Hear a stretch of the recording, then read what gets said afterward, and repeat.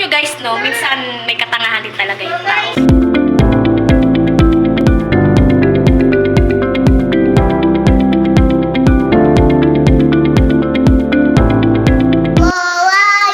Hi guys! Good morning! It's me, Alexandra. For today's vlog, masanay na kayo sa pagmumukhang ito. Kung araw-araw nyo nang makikita. Siyempre guys, ano pa ba pagising natin sa umaga? Siyempre hinahanap natin ang kape. Nagtimpla na ako guys ng kape. Na-bad trip lang ako kasi hindi man ako iniwanan ng Bear Brand. Ako pa talagang galit. Ang ininom ko na lang is coffee ko blanca na lang. Ayun guys, mukha naman akong, halata naman akong bagong gising, diba? Halata bang bagong gising? Ayun guys. Habang may isi-share na naman ako ulit sa inyo.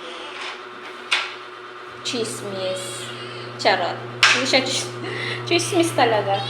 Oo, habang nagkakape ako guys, magkwentuhan tayo. Pasensya na kayo guys sa sa camera ko kung masyadong malikot. Kasi dahil bago pa nga lang ako sa pag-vlog, hindi pa po ako nakakabili ng gamit. Alam nyo guys, no, minsan may katangahan din talaga yung tao. Pagaya ngayon, mayroon akong patungan sa cellphone. Hindi ko naalala, hindi ko naisip. Ayun no, kung di lang ako doon napatingin, hindi ko maalala na mayroon pala akong binili. Diba? Kasi sa ganito, sumasakit yung kamay ko kakatawa sa cellphone. Ay, may katangahan din si Inday. Wait lang guys, kukunin ko muna ha. Chill lang kayo dyan.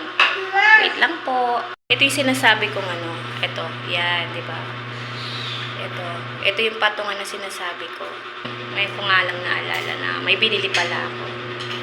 Diba? Kasi nahirapan ako pagka wala ka mal, diba? Ayun, nabubulol na talaga ako. Nabubulol ako. May chismosa kasi dito eh. Ito nakakapag-focus. Tipin mo, mas gugustuhin ko pang hawakan ng ganito hanggang anong oras. O isang oras, hanggang ganito ako. Napaka-effort naman, diba? Nakalimutan. Napakatanga ni Inday.